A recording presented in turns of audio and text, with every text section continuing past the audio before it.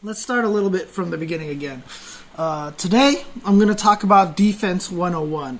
And the reason why last week I talked about moves, and I really wanted to get into this concept of moves and commitment level and such, was because defense requires that your character is not committed to anything.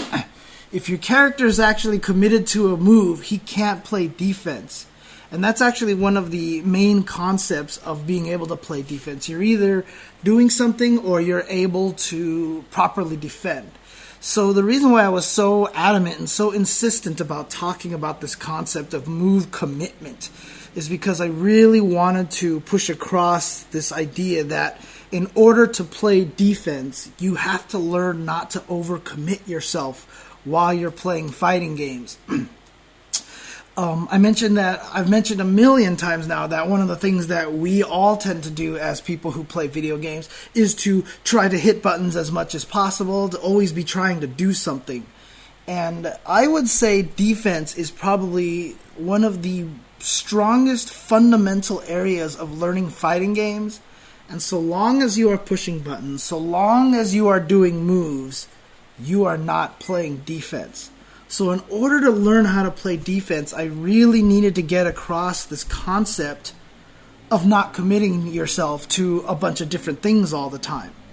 And so now that I've kind of established that in last week's episode on the concept of moves and how you should think about a move and such, I can talk a little bit more about defense because it is the one fundamental area of fighting games that I feel like people have the most trouble to when they first sit down and play a fighting game. Now I'm going to go over some really, really basic defensive concepts here. I mean, really basic. I'm doing this pretty much for people who have never played a fighting game before. And I'm going to try to help explain how to play defense, what defense is, and how to appropriately integrate defense into your gameplay. So if you watched last episode, again, try not to commit yourself to too many moves. Do not commit yourself to stuff because if you're in the middle of sweeping or if you're jumping around all over the place or if you're, constantly doing stuff, you're never going to be able to play defense properly. So the question really comes down to is what exactly is defense? And so what I'm going to do here is I am going to... there we go. Back to the ever so powerful PowerPoints. Woo! Check this out. It's even in color now, and it's all like fancy looking and stuff like that. So, what we're going to do here is I'm going to talk about the different kinds of defense that are possible. And the first kind of defense is what I like to call direct defense. Now, let me know, guys, if you can't read this on the screen properly. The text is a little small because I chose a different theme and such like that, so hopefully it can be read. Okay, cool. So, again, there are three kinds of defense. There's direct defense. I call it direct defense because basically this covers blocking. You are directly defending against your opponent. If you picture an opponent attacking you and you can block their attacks, that is direct defense. Another form of defense I like to call is indirect defense. And this means that you're not directly blocking their attacks. What you're actually doing is avoiding the stuff that they're doing. You'll start to learn very quickly that avoiding stuff actually turns into one of the key components to defense. So you've got blocking and you've got avoidance. The last kind of defense that I have here is active defense. And the reason why I like to call this active defense is because this is where you're actually defending by doing something. So when I talked about not committing to moves and such, it's kind of a misnomer because there is a way to play defense while doing moves at the same time. And this is this concept of controlling space. And I'll get into a little bit more details on what exactly controlling space is in a second. Now, so let's talk about each kind of these defenses one by one. Most important defense, the most important fundamental defense that you need to learn is direct defense. This is the first thing that you're going to have to learn to play a fighting game. If you do not learn how to block, it's pretty much it's really hard. You're gonna have a really tough time playing fighting games. So hang on a second, guys. Let me do one thing for you here. Let me switch over to. So let me talk about direct defense a little bit. So direct defense is blocking. This is the whole concept behind direct defense, is how to block attacks. And there's two kinds of blocks in most fighting games. In most fighting games, there's two main types of blocking. There's, backwards order, that's awesome, cool. So blocking is the main thing, and then there's two main types of blocking. There's high blocking, which is also some people refer to as stand blocking. And there's this concept of low blocking, also known as crouch blocking. In a lot of other games, there's another extra one in terms of called air blocking, which you can actually block while jumping. If you're a core Street Fighter player, this is not something that you will need to learn about. But if you're a Marvel player, if you're a Persona player, Guilty Gear player, there is air blocking in a lot of other fighting games. So before I get into this here, let me switch over my camera views here. So let me get to a large picture of the game. Let me get rid of this one. Let's see, this is why we need stream producers here. Okay. So I talked a little bit about high blocking and low blocking. So we all understand that there's this concept of standing and there's a concept of crouching. You know, you're standing at as long as you leave your controller in neutral, or as long as you walk forward or backwards. If you crouch, you can crouch by holding any of the three down directions. And so there's this concept of high blocking, stand blocking, which is by holding straight back on the controller. So if I program my opponent, for example, to throw a fireball like such, and I make him play back, if I hold back, I will block the fireball when it comes at me. So if I hold straight back, blocking. This is very important because this is the only way you're going to make sure you don't die a horrific death, is by learning how to block like this. Now, low blocking, aka crouch blocking, is by holding down back on the controller. So that just means while I'm crouching, I'll also defend. So essentially, the way you should think about it is all the back positions on the joystick are blocking. So if I hold, so right now, because I'm facing right, I'm going to be holding left on the controller, and that's making me move away from my opponent, and that's going to let me block the fireball. If I hold down and left, I'm going to be crouching, but still holding away from the opponent, so I can still block the fireball. One thing to note is that if you switch sides, now that I'm facing left, in order to block, I have to hold right on the controller and down right on the controller to do a crouch block. This is really important to learn, is how to do all these different kinds of blocking like this. When you first start to play an opponent, like if you first pick up a fighting game and just decide to mess around a little bit, this might be one of the first things that you want to learn. This might be one of the first things that you want to practice, is just learning how to block.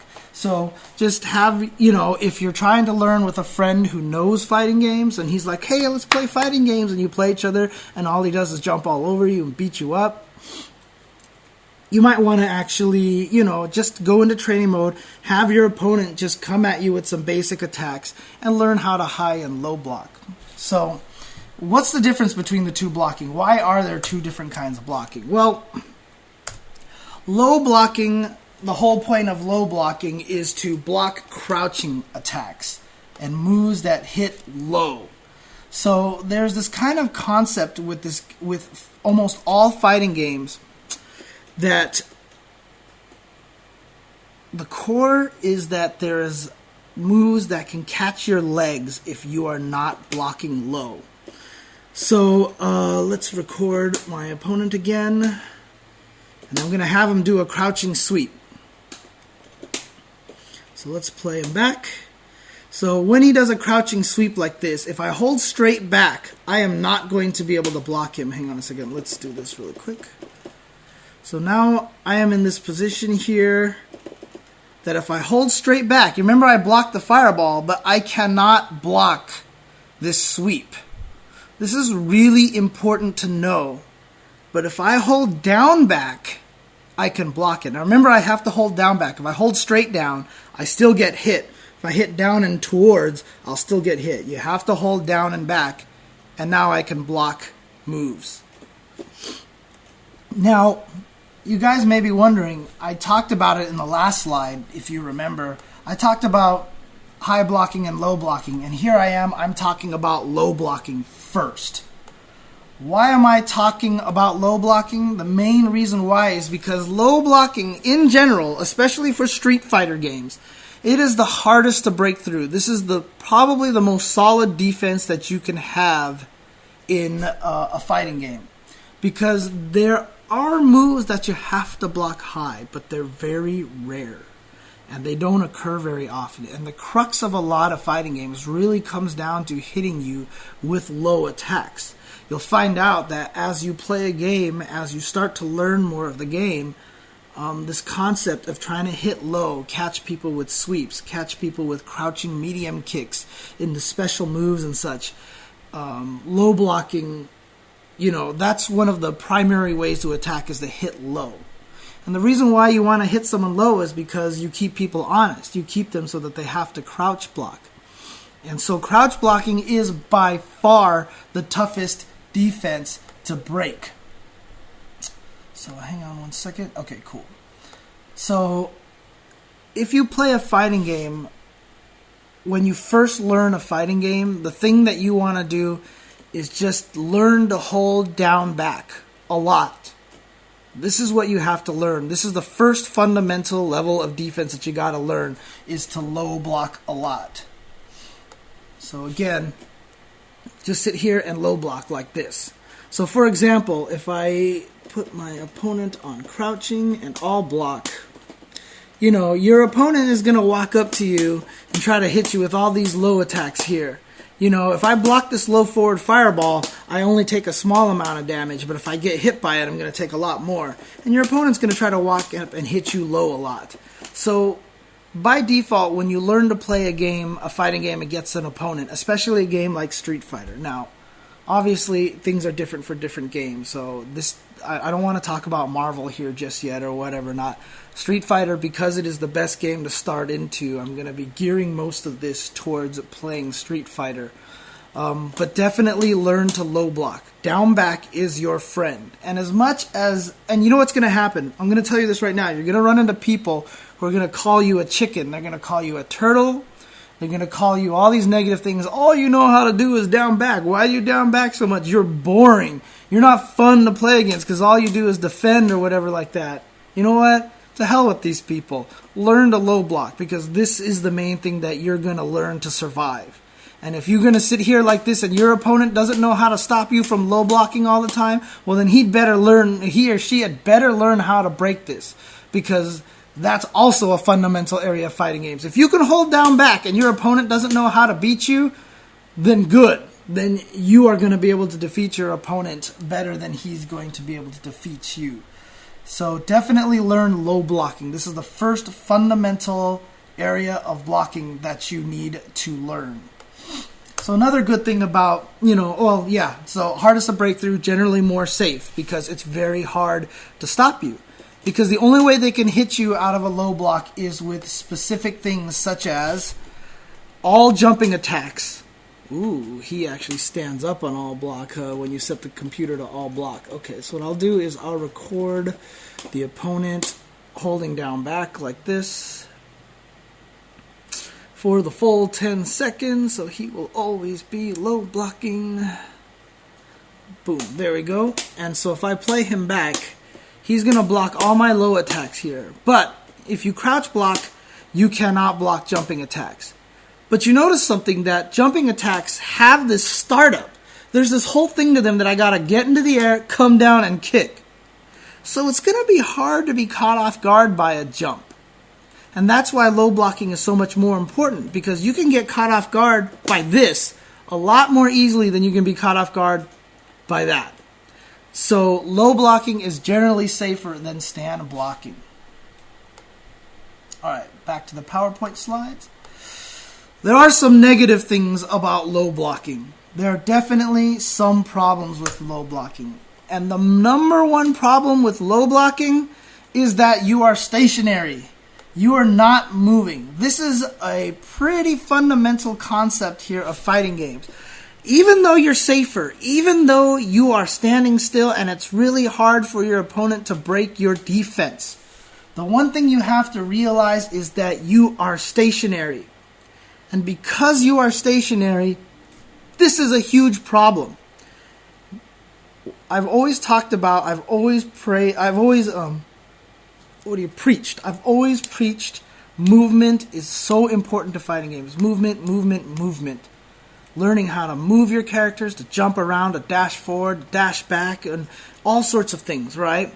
If you're holding down block, you're safe. You are safe, as I said. The problem is you're sitting there. You are not moving. You are basically, I don't want to call a sitting duck because that kind of counters the whole save concept, but your opponent knows where you are going to be at all times because while I'm standing here, you're not moving.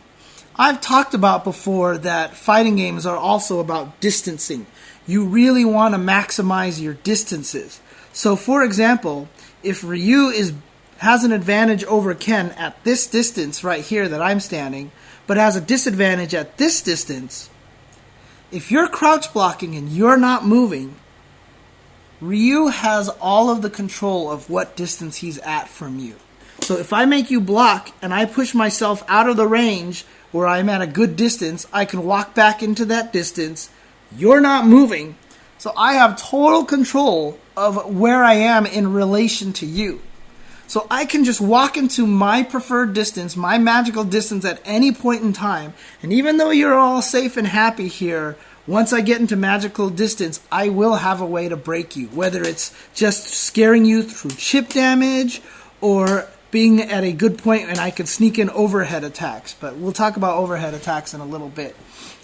But because you are stationary, this makes it so much easier for Ryu to play footsies. I don't want to whiff my low roundhouse because my low heavy kick has great recovery. But if you're standing still, I'm always going to know what distance I can connect my low heavy kick. I'm never going to miss because you're not moving. And as a result, you are really hampering your footsie game with the opponent because you are not moving. Footsies is all about movement and changing your distance from your opponent and staying fluid. And by holding down back, by relying too much on down back, you're going to be stuck there and very predictable. But it is a good defensive option. So when worse comes to worse, you can leave yourself at down back so that you can crouch block a lot of things and be safer. But keep in mind that against stronger opponents, they will figure out how to break you because you are always staying in one place. And they will be able to get around your defense. So the other major con of this is that a lot of people don't know this. This is a really, really advanced concept here. But when you crouch block, you've actually made yourself a little bit larger. And this is not a really well-known thing, but it makes it harder to play footsies when you're crouch blocking because you're a lot easier to hit. So you can see here right now, if he's whiffing his low forward kick like this, right? I can get to a distance where he's whiffing low forward. But, oops, hang on a second. Sorry, guys. I don't think I switched over. Hang on a second. Haha, see, I remember this time. So if I stand at this distance here, Ken is going to be throwing out a low forward kick. Now, at this distance, you can see he's whiffing me. He's not hitting me. So, standing, I'm at a certain thickness. But I'm just going to go straight down back. I'm not even going to take a step forward. I'm not going to do anything. Go just to down back. And I automatically block an attack. And that is because when you crouch, your character actually goes from this to this. They actually stick forward a little bit. This is, like I said, a pretty high-level concept that a lot of people don't understand. and one of the hardest things about playing footsies. If you rely on low blocking too much to play footsies, so if I'm sitting here waiting for Ken to whiff his low forward kick so I can counter sweep him, so that I can whiff punish him, and I just play low at crouch block like this, I'm going to have a harder time getting Ken to whiff, and your footsies are going to be that much less effective. But if I'm brave enough to stand like this, boom, I can actually whiff punish Ken a lot easier on his low forward kick. But if I sit here and low block all the time, if I'm scared that his low forward is going to hit me, it's going to be that much harder to whiff punish him. So you got to learn to stay standing in order to do proper whiff punishes in a footsies game. Again, whiff punishing, a little bit higher level concept, but I want you guys to understand that this is one of the very, very subtle things that makes crouch blocking bad, is that you are a wider character, the opponent can hit you easier, and even, for example, let's do this. At certain distances, if I hit Ken with low forward fierce fireball like this, I can't get it to combo, right? So too far to combo. But if I get him to crouch at those distances, it will combo because he's wider. So technically he's a little closer to me, even though the only thing he changed was from standing to crouching. So this is super important. This is kind of advanced here. Learning to not crouch so that you aren't wider is a really, really advanced topic. So this is not something that you need to busy yourself with right now if you're learning the fighting game. If you're learning the fighting game, crouch block, stay defensive as much as you can. But as you get better at fighting games, you're going to have to learn to be braver. Vae, and listen, Vae is in the chat right now. Vae has always told me that footsies is all about being brave, is all about taking that extra risk, not blocking and moving. And once you get into high-level advanced footsies, you have to learn to play footsies while standing, because if you crouch, you will limit yourself not only by not moving, but by making yourself a much bigger target. So that's the other problem with low blocking. Now, obviously, high blocking, very important because you need to high block jump attacks. Let me switch back here. You need to high block jump attacks, and as I mentioned, there are some attacks from certain characters called overheads. They are designed to hit you so that you're low blocking. But the thing about overheads, if you look, for example, Ryu has one in Towards Medium Punch, they're always a little bit slower. There's not a lot of very fast overheads in most Street Fighter-based fighting games. A low forward is going to be considerably faster to hit you than an overhead. So a lot of times you can predict overheads, you can react to them. So in other words, if you think your opponent's going to overhead, you could stay low blocking until you see them start it, and then you can stand up and block. If you're stand blocking and you think your opponent's going to walk up and sweep you, most likely you're not going to be able to land and block fast enough in time on reaction if they walk up to you and sweep you. You're getting swept. This is that's again a very important concept. You can react to overheads better than low attacks, so you will stay at low blocking to be safer. Now, high blocking. What are the pros of high blocking? As I said, you are more mobile. You are not sitting there crouching in one place. When you're crouching in one place, you are very predictable. The opponent will always know what distance you are at. But if I'm always walking like this and high block every so often like this, so, you see me walking forward and then going to block, to high block every once in a while, I'm more mobile. You're not stuck on the ground like this, so your opponent always knows where you are. So being a lot more mobile is a very good thing. Again, I mentioned you have a smaller hittable area, your legs are harder to hit.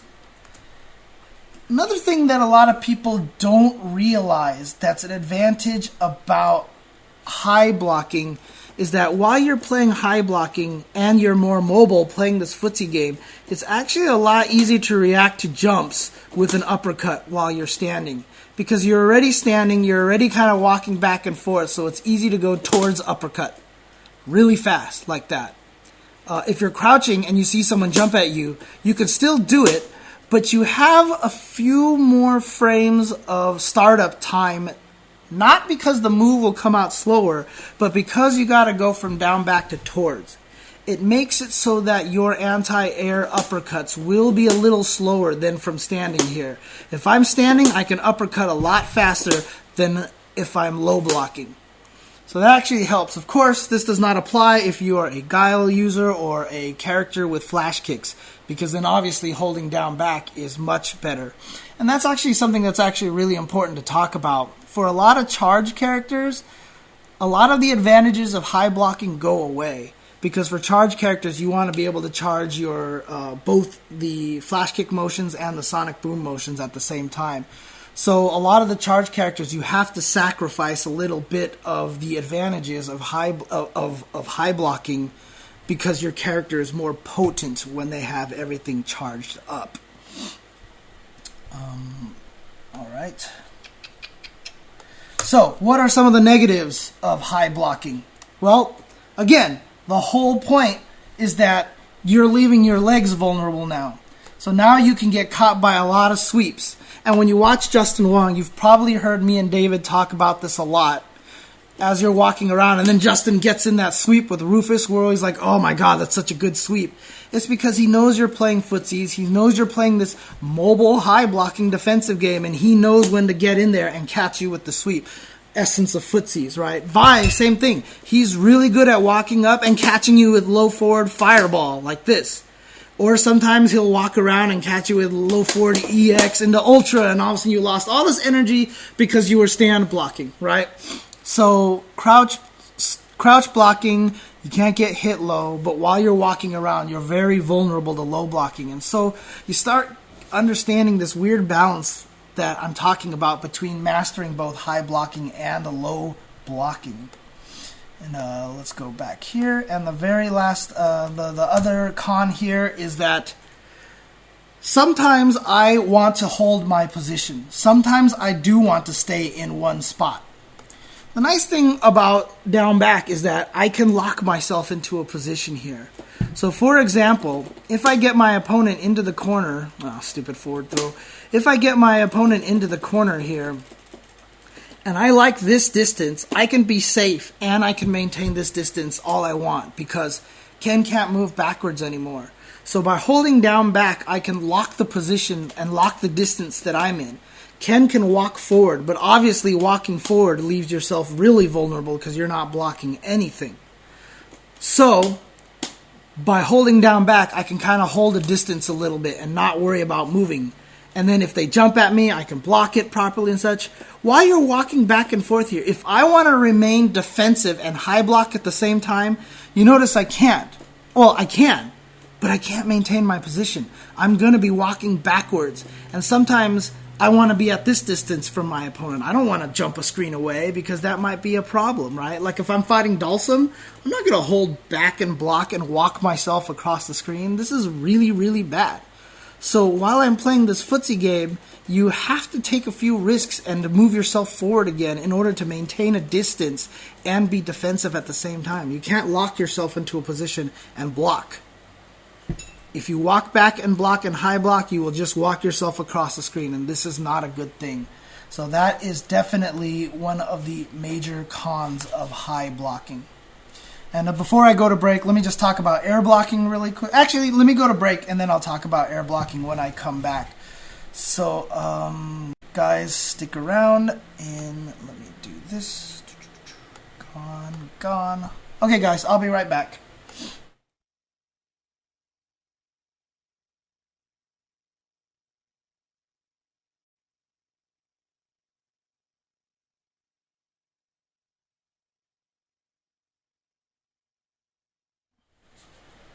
Alright guys, welcome back to First Attack. I am talking about Defense 101. I just talked about the first class of defense, which I call direct defense, which is blocking.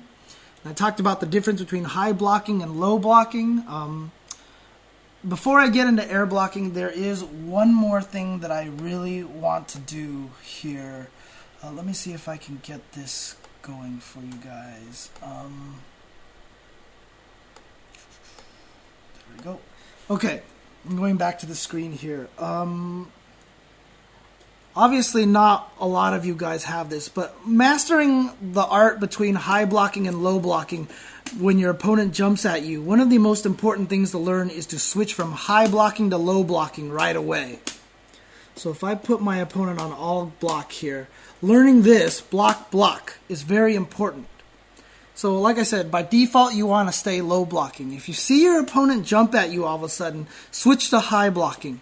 And then once you high block, immediately go into low blocking during the block stun of the jump attack. So as soon as you block this move, quickly switch to crouch blocking. This is a fundamental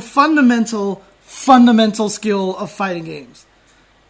Learn this first and foremost. It's so important to learn this, because if you don't learn this, you're just going to get jump attack and you're going to learn to block a jump attack, but then get swept all day and you're just going to get blown up over and over and over again.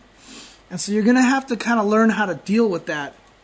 One of the best tools for learning this, and again, not every one of you is going to have access to this, but if you guys do own it, or if you just want to support because it's a good game, I would really recommend getting Skullgirls, because they have these really good training for fundamental fighting game engine abilities.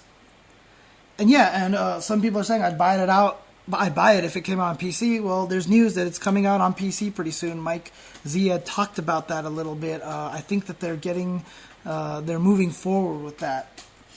But what you need here, let me go into Skullgirls. So what you're going to want to go to is there is one particular lesson that's really good. And I would not consider yourself ready for, even casual competitive play until you can get through this tutorial consistently, easily, without any problems. So I'm backing out because I just want to walk you guys through this if you guys do happen to pick up Skullgirls. Skullgirls, not schoolgirls. It sounds like I'm saying school, but I'm not. Skullgirls. Go to training. So pick training here, and then out of all these, pick tutorials. Once you get tutorials, it's chapter 2. That's the most important one. So chapter 1 is this first column right here. If you go to chapter 2, number 1, it's called Defending Against Mix-Ups. And really, this is just teaching you about high-low blocking. And so watch this right here. And again, this is really, it's such a useful tool to have. What this is defending mix-ups. Every type of attack can be defended against in some way. So your opponent will frequently vary the type of attack they do to make it harder to defend against them. These are called mix-ups. This is a really very concise way to state it. Because every attack can be defended against, your opponent will find a way to make it so that you cannot always defend against them. So they will be trying to mix it up. So now we're going to look at how to defend against and how to perform various mix-ups. So there's the high-low mix-up here, and your opponent is going to switch between high attacks and low attacks. And so what's going to happen here is that the training dummy is going to switch between high attacks and low attacks here. Right now, the training only lets me stand or crouch. I can't jump or do anything else. But the idea is there. So if my opponent is sitting there, I'm just going to stay low blocking this whole entire time. See, so this is the easy defense. Remember, I told you that's where you want to start, is by blocking low all the time. And you see that got me through the first level of training. Now what's going to happen is that the computer is going to try to be a little trickier with their mix-ups by adding jump-ins in here. So I'm going to hold low block by default, and while I'm blocking all this stuff, I'm mostly safe. So I'm good. So that whole sequence right there, I low blocked properly. But as soon as she jumps, I'm going to get hit. So what I need to learn how to do is block that and then immediately switch to low. So I'm going to low block high, immediately switch to low, and keep blocking. And all of a sudden the computer, and as long as I don't, okay, I'm going to let myself get hit because I want to show a little bit of the variety here. As long as my opponent doesn't jump, low blocking is kind of okay. So I'm just going to keep low blocking these attacks, but as soon as I see her jump, stand block, and then immediately low block. Now the computer is going to go for some crazy sequences where they jump in the middle. And so now I have to react by stand blocking a little bit, like that. Oh my gosh, she jumped 3 times in a row, but I managed to block all of them. Now I'm just going to low block here, high block, low block, and now I've passed the tutorial.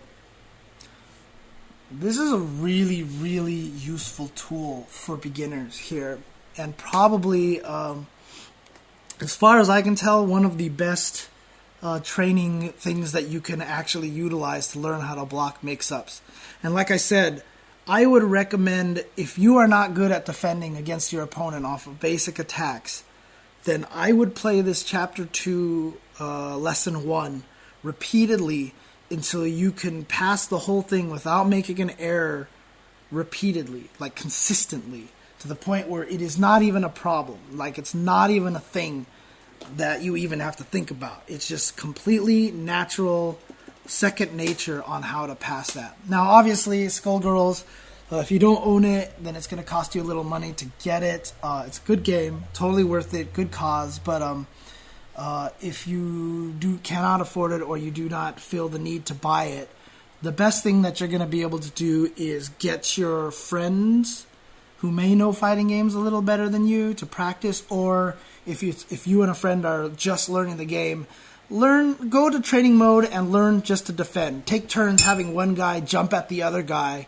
and keep trying to do jump attacks and low attacks, then switch up and have the other guy defend all day. So it's a good way to learn. But the nice thing about the Skullgirls tutorial there is that you don't need another person to help you with it. So yeah, it's $15 on Xbox Live Arcade. So if you guys do want to purchase it, you can get that there. A lot of the other training stuff is really useful there too for beginners there. The first column has a lot of very fundamental basic stuff to learn. But anyways, let's talk about air blocking really quick.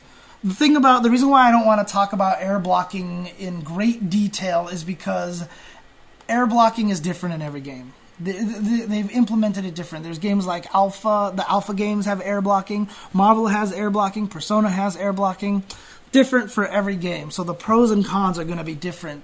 So for example, in Ultimate Marvel vs. Capcom 3, the advantage of air blocking is that when you're in the air and blocking, nothing can get past it. There's no high-low mix-up. There's nothing to worry about. There's nothing to deal with.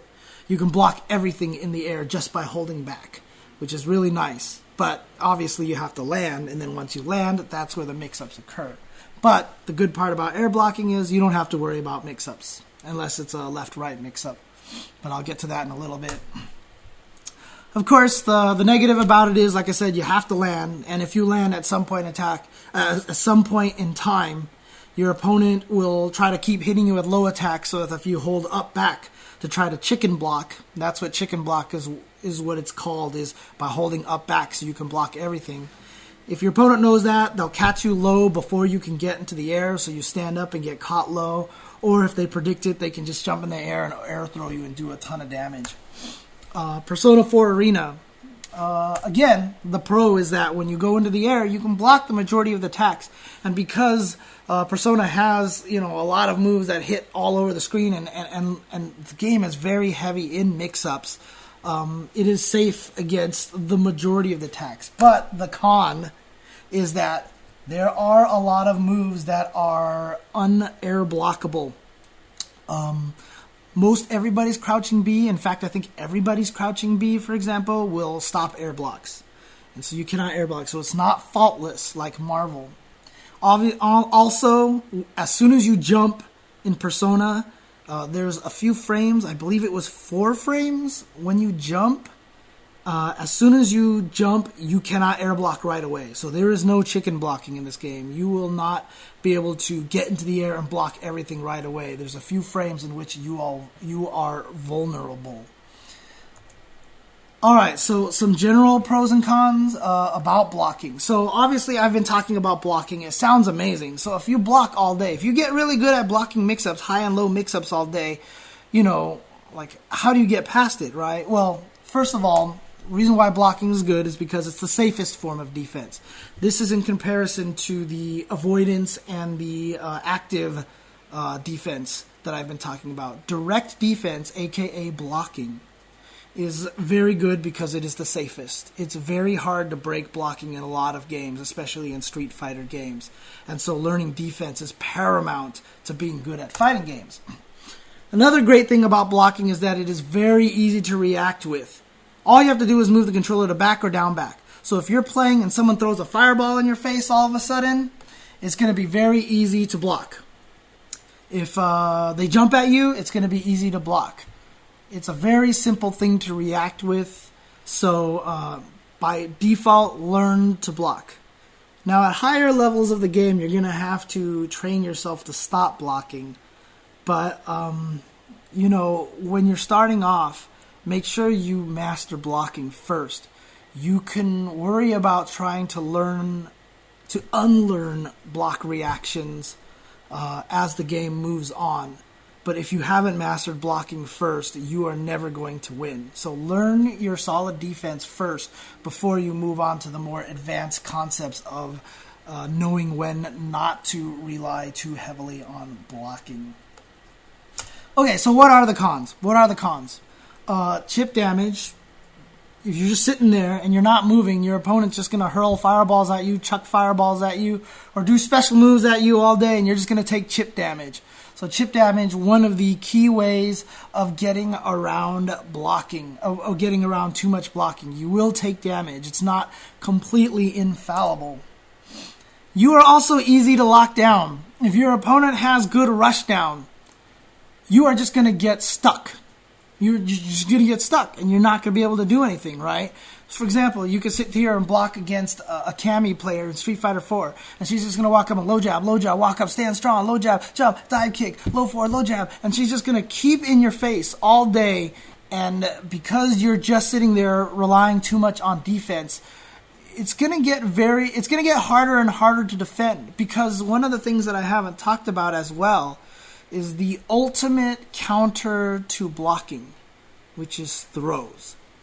Throws are designed specifically to counter blocking. I've often said in Street Fighter and in all fighting games, there's a counter to everything. And if it weren't for throws, blocking would be hard to counter. It would be too hard to counter. It would be so hard to counter that it would be too powerful. But because of throws are in the game, that mitigates the effectiveness of blocking. So I don't want to talk too much about offensive strategies here, but understand if your opponent does get good at blocking a lot, you're going to have to start integrating throws into your game, because that is the universal way to stop blocking. I've talked about overheads being a good thing in chip damage. A character like Cammy actually does not have very good chip damage. She does not have any overheads.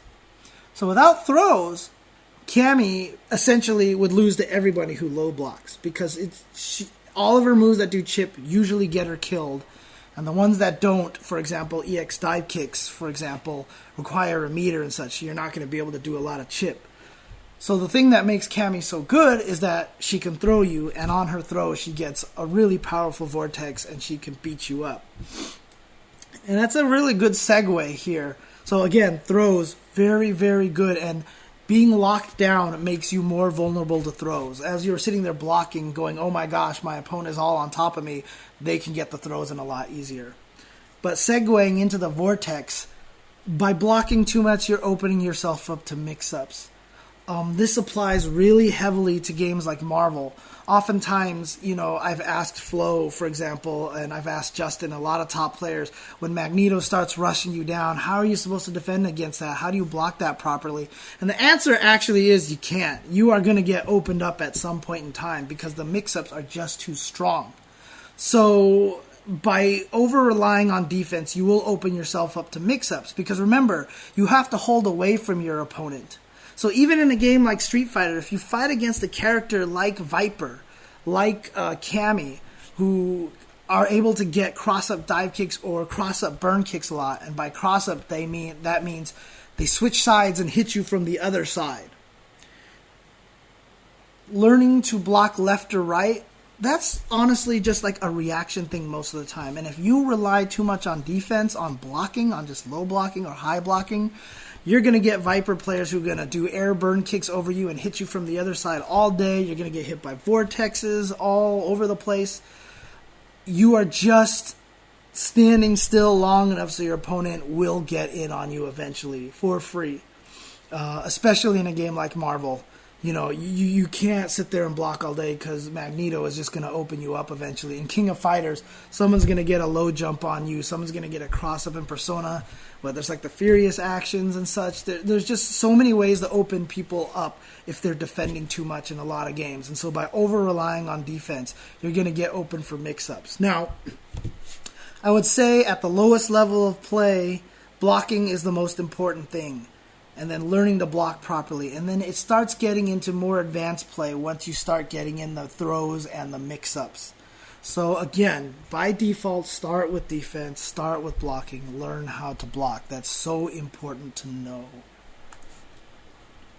So I am going to move on to indirect defense next. But I'm going to do so after a quick break. And then we'll talk about what indirect defense is. Whoops, and I just switched over to the game. So let's take this out, let's take this out, switch to this. Oh, there we go. Okay.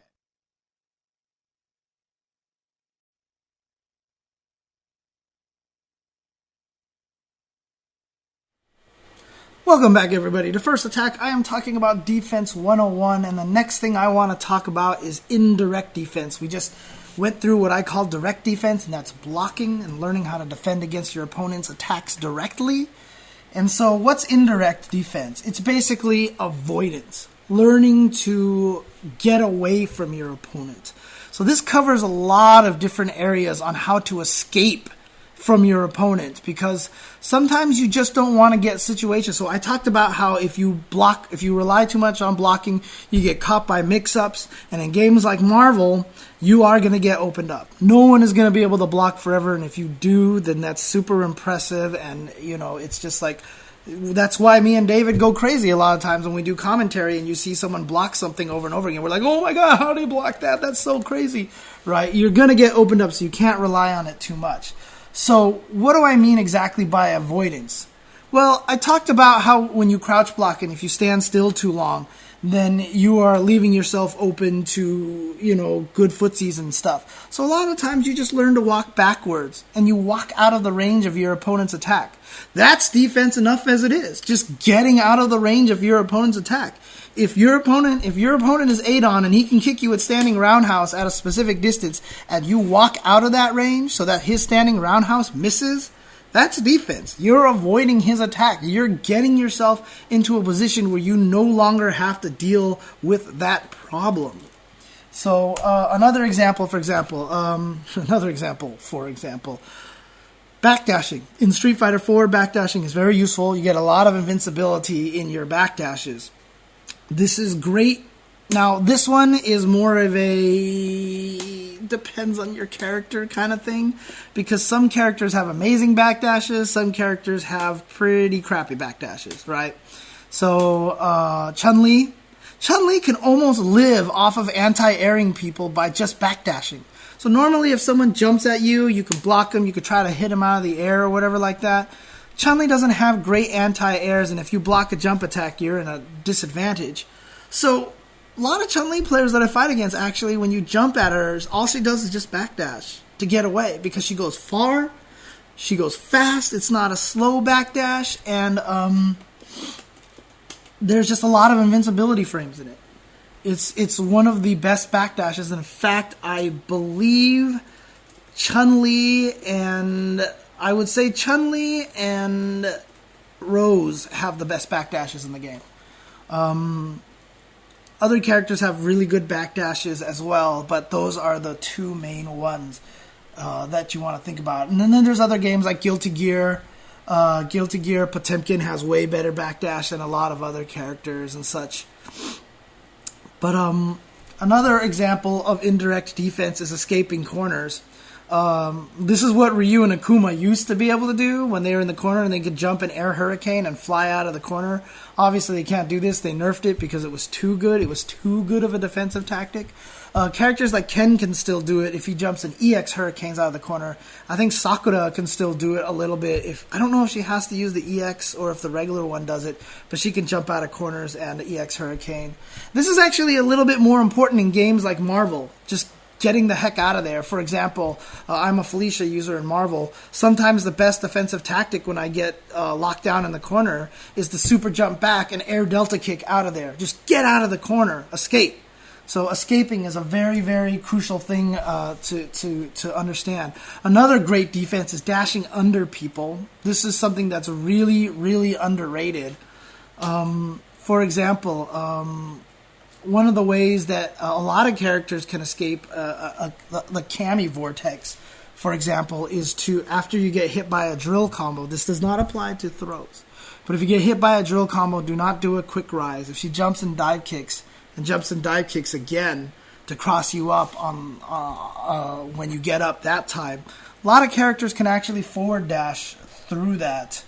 Let me show you an example of this. I should probably let you guys see this, because otherwise it's not going to make much sense here. So here we go. So what I'm going to do here is I'm going to record Cammy here. Get this. Dive kick, dive kick. Okay, that's not going to be the right distance. Let's do this. So I'm going to do a dive kick, boom, like this, right? So I don't know if I did that exactly right. I don't know if that's perfectly for like cross-up dive kicks and stuff. So if I do a quick rise and hold back, then I have to deal with the lockdown that Cammy is going to get on me, right? And if I do if I wait and then hold back, I can get crossed up. If she learns to distance it properly there, you can get crossed up as well. But sometimes you can just avoid things by forward dashing, like that. See? So you can get out of entire situations that you don't want to be in by just learning to forward dash, like so.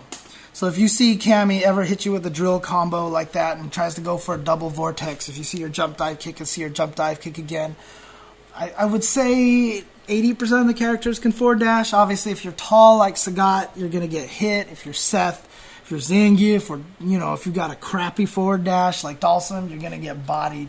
But it's a really important thing to learn. Adon is great at this. Cammy is great at forward dashing because their forward dashings put them super low.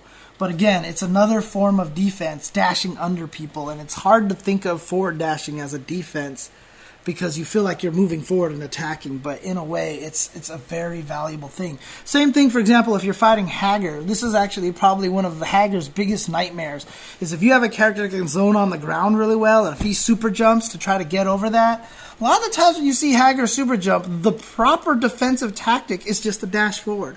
Run under him. Just get away. Just go to the other side, because he doesn't have much control when he super jumps. So he's going to super jump, go all the way up in the air, and you're just going to be like, doop, go right under him, and now you're full screen away again, and you can zone him out again. And then you keep zoning him out, and he super jumps again, dash under him. So dash under is not only to escape vortex or applies to Street Fighter. There's a lot of different places that you can use dash under for defense. And let's see some other example. Teleports. Guys like Akuma can teleport.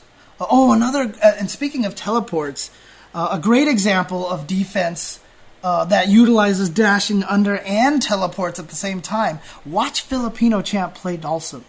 If you forward teleport, you will always end up next to the opponent. Always end up next to the opponent. In fact, let me show you this.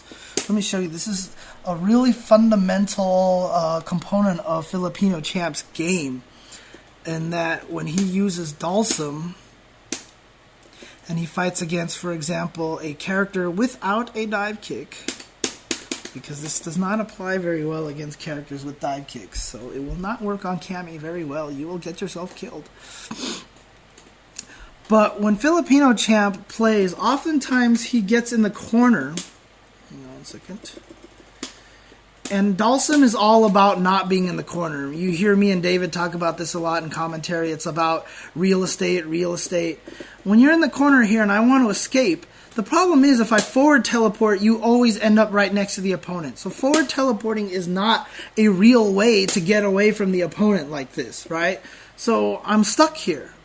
Now, the nice thing is, if you do a back teleport, you go as far as the screen exists, right? So as long as there's screen behind me, I will go as far back as the screen, as the current view will let me. So what happens here is that, one of Sim's weaknesses, obviously, is he doesn't have an uppercut. So when Filipino Champ gets in the corner here, what he ends up doing is he sits there and plays a very defensive game, and all he's looking for is for Ryu to jump. And what he just wants to have happen here is if the opponent can jump... Actually, let me do this again, so I can always get the magic distance here. Essentially happen is what he's looking for is for you to jump. And as soon as he sees you jump, he's going to short slide under you. And then after he short slide under you, teleport away. Now he's gotten out of the corner. He's put a little bit of distance between you and him. And this is a super effective strategy for Dalsum for escaping the corner here. Like that. Watch Filipino Champ play. Watch some of his matches sometimes. Watch how often he does this. And in fact, a lot of times when I watch him play and I'm doing commentary, I'll even mention this. Like he's just waiting for the opponent to jump so he can slide under them and teleport away. It's such a key strategy. So he's just sitting there himself, making himself look busy with jabs and shorts. So he's not committing to too long of a move. So that as soon as you jump, he can slide and teleport away. He gets out of so many corner situations with that trick. So like watch it. Keep an eye on it next time you watch Filipino Champ play. Super jump, air dashes. A lot of characters like Strider can super jump, double jump, and then do like the charge straight over just to escape. Or a lot of characters with good air dashes. For example, in Guilty Gear games or in Blaze Blue or Persona, doing a high jump and then air dashing. Very effective way to get out of corners, or you can even high jump and air dash backwards to put yourself distance away from the opponent. Very effective things about that. Now, avoidance, very nice. You don't open yourself to mix-ups and such. So obviously, you keep yourself away from bad situations. Like I said, if you get locked down by Doom missiles and Magneto comes up to you and starts going crazy with high-lows, chances are you're going to die. You're going to lose that situation. So what you want to do is avoid blocking the Doom missiles altogether. So don't look at Magneto, look at Doom missiles, avoid the Doom missiles, and then you don't have to put yourself into that situation. Because once you start blocking those Doom missiles on the ground and Magneto gets up to you and he mixes you up, you're like, man, Magneto is unfair.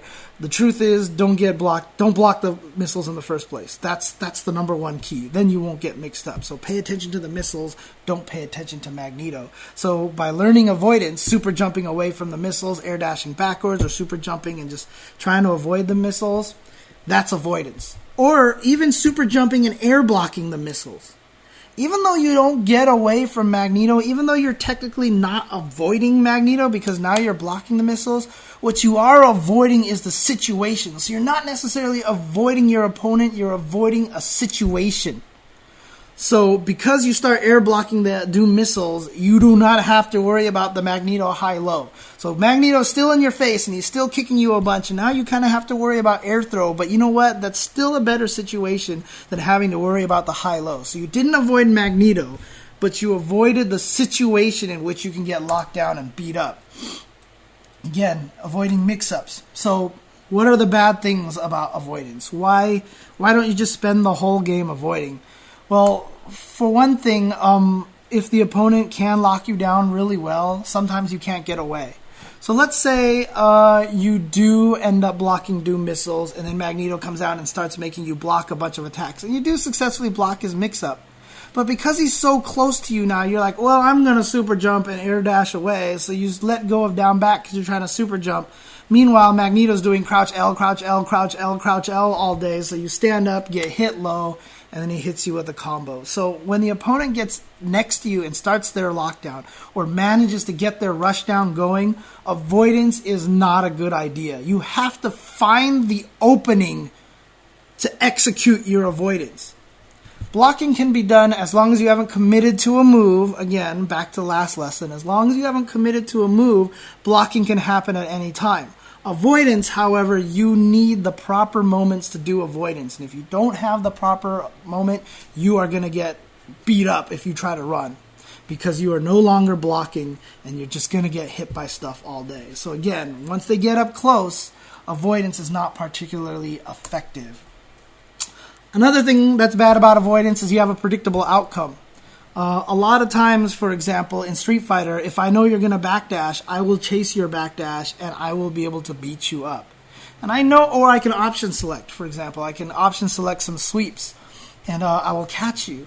And so you have a very predictable outcome. So, for example, if I know Akuma's going to try to avoid me by teleporting, I can chase the teleport and really put on the hurt on Akuma, right?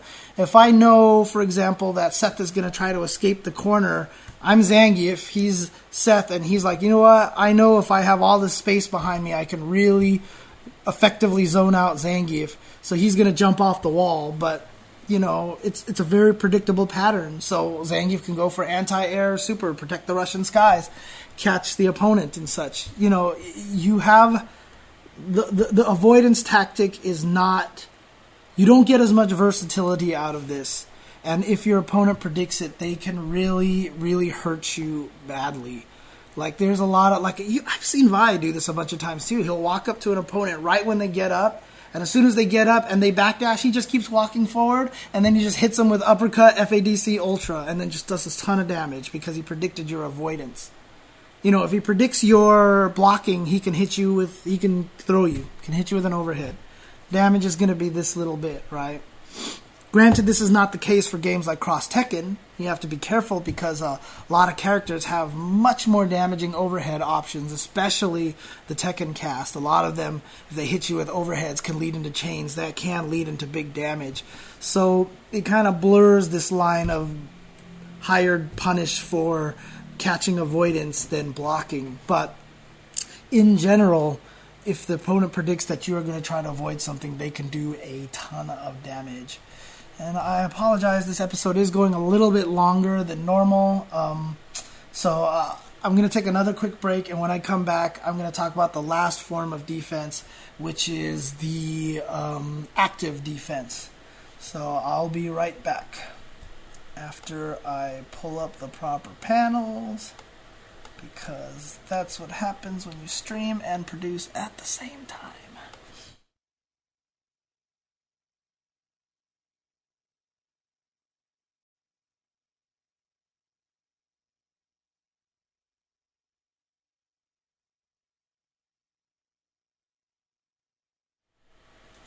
Alright guys, welcome back to First Attack.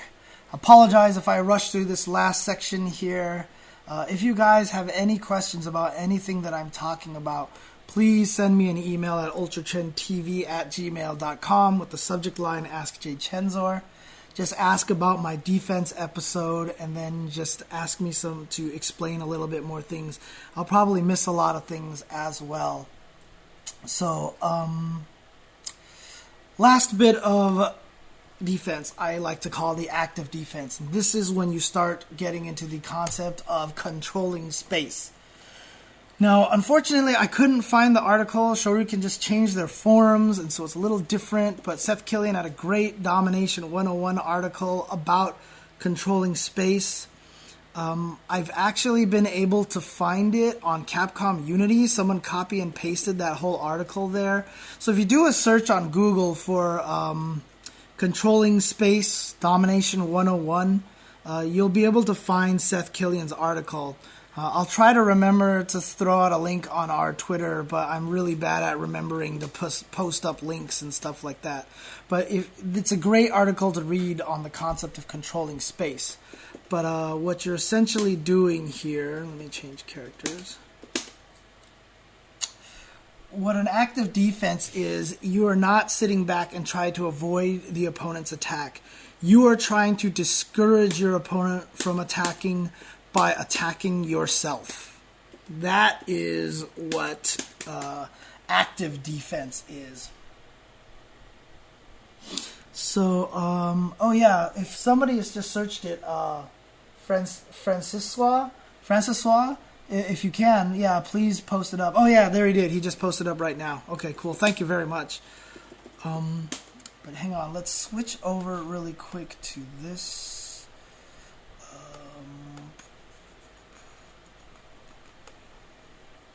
do not want this. Do not want this. I do not want this. I want that. Okay. So basically, controlling space is kind of like walking around, throwing out jabs like this and throwing out low strongs, low jabs. So the reason why this is really effective is if your character has moves that are hard to whiff punish and recover quickly and have good priority, they're very, very effective at keeping your opponent out. And what I talked about, avoidance is very bad at close range. Active defense is much better at close range. So an active defense, for example, is crouch teching. You come out with this low short, and then you can end up hit confirming it into something, for example. So my opponent comes up to me, he tries to do something, and I'm actively defending by trying to attack him and throwing and teching throws at the same time.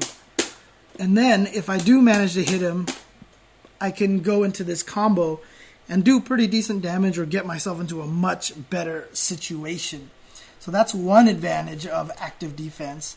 And then, of course, it's a great zoning tool. Chun-Li and Third Strike, probably the most infamous of these characters with the back fierce. Very great zoning tool, super hard to whiff punish, super high priority, beat up on everything. And so it was a great zoning tool. I could just walk around and hit back fierce all day, and it's really, really hard to stop. Oops, hang on a second. I'm not showing the slides. So yeah, good close range, great zoning tool. So what are kind of the negatives about it? Let's see here. I'm going to set something up for you guys. So one of the cons is that it's susceptible to frame traps up close. So if you do stuff like crouch tech or if you try to mash jab to play defense, you can get frame trapped very easily. Now, frame traps, very high level concept. So it's mashing jabs to stop people next to you. It's actually a great thing to do early on if you're both beginner players. It's a very effective tactic. It's annoying. People are going to get mad at me for promoting it. But you know what? It's a real tactic, and it works. And until your opponent learns how to frame trap or uppercut you out of the jabs and such, why stop? Why not use something that's super effective? So just keep doing it. And so that's actually one of the problems of it, though, is that if you do run into an opponent who's really good at frame trapping, is that he will blow you up very, very badly. And of course, there is the other problem that it is very susceptible to whiff punishes. Cammy standing roundhouse, great move here for zoning people because like I want to attack you and God, this move is dangerous and it's hard for me to get in. But the problem is it has a lot of recovery. So if my opponent is waiting for me, he can whiff punish it really easy. You see how it kind of like pushes her forward a little bit so that I don't even have to walk forward. I can just stand here and sweep her like this. So as soon as she whiffs this, I can punish it. Now, the interesting thing is, if I just make her stand there, I can't hit her, right? So there are definitely some moves that are very bad or that are very susceptible to whiff punishing. So if you try to zone with moves like that, it's very bad. So there are definitely moves that are better at zoning than other moves. For example, Cammy standing forward, much safer zoning tool. And why is that? Is because even though it has a little bit of recovery time on it, what you'll notice is that it's harder to whiff punish because I have to get closer. You see this? At that standing roundhouse distance, I could stand from here, and as soon as I see her whiff it, I can sweep. But if I'm playing footsies with her and she whiffs this, it's a lot harder for me to punish because not only does it recover faster, but I have to get a lot closer to her to actually be able to sweep her out of it. And so most of the time, by the time I see her whiff and try to sweep, so let's see this. So let me do this really quick. So if I throw out a standing forward and low block like this, by the time I see her whiff it, I am not going to be able to punish her. I have to have the most amazing reactions to be able to punish this on whiff. So see how hard it is for me to do? It's really hard to whiff punish this move. So I'm too close. Now when I get over here and I see, it's really hard to whiff punish. So this becomes a great zoning tool for Cammy. A very, very effective zoning tool. Of course, you are still committing yourself to stuff, so there are still ways for Adon to punish this. So you do have to be a little bit careful and not over abuse it. But you can see why, you can see kind of an idea of how it's different, how different moves have different levels of punishability and such. And so I just want to end this episode with a couple of last thoughts. Again, please, guys, if you guys have any questions about what I talked about, I jump between low level and some advanced stuff at the same time, like with these whiff punishes, and I talk about frame traps and stuff like that. So it can get a little confusing, but I'm hoping that a lot of the very low level basics that I'm talking about stick through. So before I end this episode, I just want to get a few last thoughts in here. There are other kinds of defense that I haven't talked about. One that I like to call the intimidation factor or the threat factor. Like, let's say the opponent is rushing you down and you're scared all of a sudden and you activate X factor. And your opponent's like, oh my god, I do not want to get hit by his X factor, so they super jump away and try to waste your X factor timing. That is a form of defense. You popped your X factor to get your opponent to stop rushing you down. Rose can do this as well. The opponent is rushing you down, you activate the orbs, and all of a sudden the opponent runs away. This is a form of defense. It's kind of like an intimidation threat factor form of defense. Obviously, there are also the concept of counters, focus, counter attacks. So counters, for example, like Gouken, he can parry you and hit you. In Third Strike, you just have parries, or in Street Fighter 4, you have focus.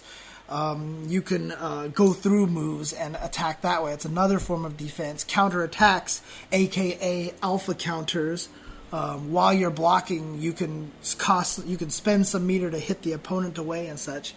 These are not as much fundamental defensive tactics as they are game-specific tactics. For example, Street Fighter 4 has no counterattacks, but they exist in Cross Tekken. So these are not, I do not consider these fundamental defensive tactics. I consider these more miscellaneous stuff. But they are obviously factors if your opponent has parries or counters and such.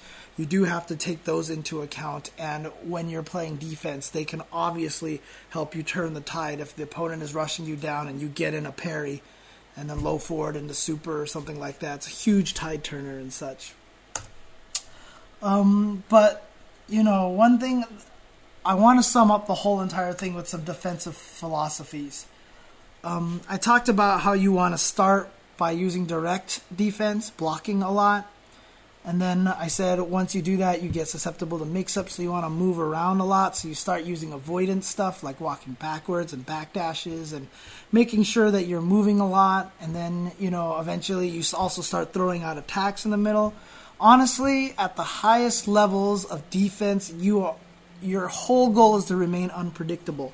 When I said when you do a crouch block and you stay in one place and it's very easy for the opponent to predict where you are so they can poke you easily, you are so predictable where you're going to be or where you're going to be at.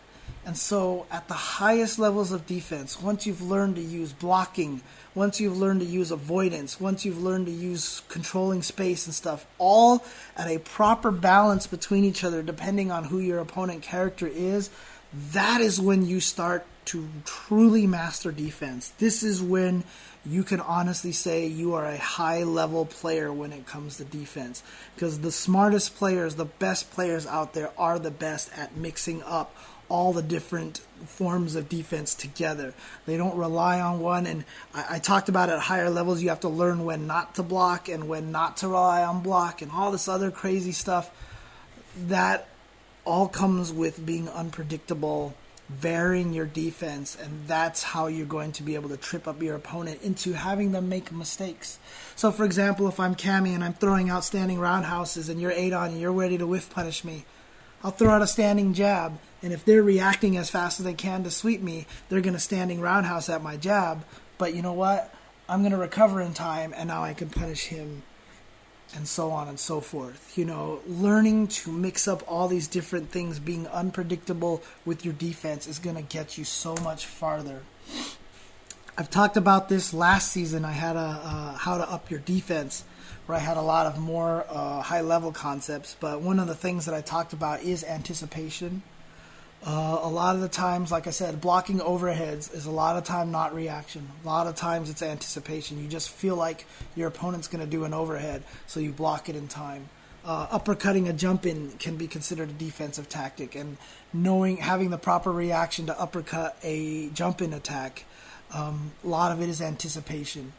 And so that's another thing, is learn to read your opponent, learn to anticipate very well. And so I just want to end this whole entire episode. Sorry I've run long, but I want to end this entire episode. Mastering defense is key. You have to learn this. There are some players who can get away without learning this because their offense is so potent. But in general, if you want to get to the highest level of fighting games, you got to learn defense. And the thing about it is, learning defense starts from the basic level. It starts from the bottom. Learning defense from the beginning and making your defense more and more robust and effective is how you're going to get good at fighting games. So do not overlook defense. Do not overlook training by blocking and training ways to not get hit. Not getting hit is every bit as, if not more important, than learning how to hit your opponent. So defense is definitely key. And that is the end of my slideshows. Woo! Okay.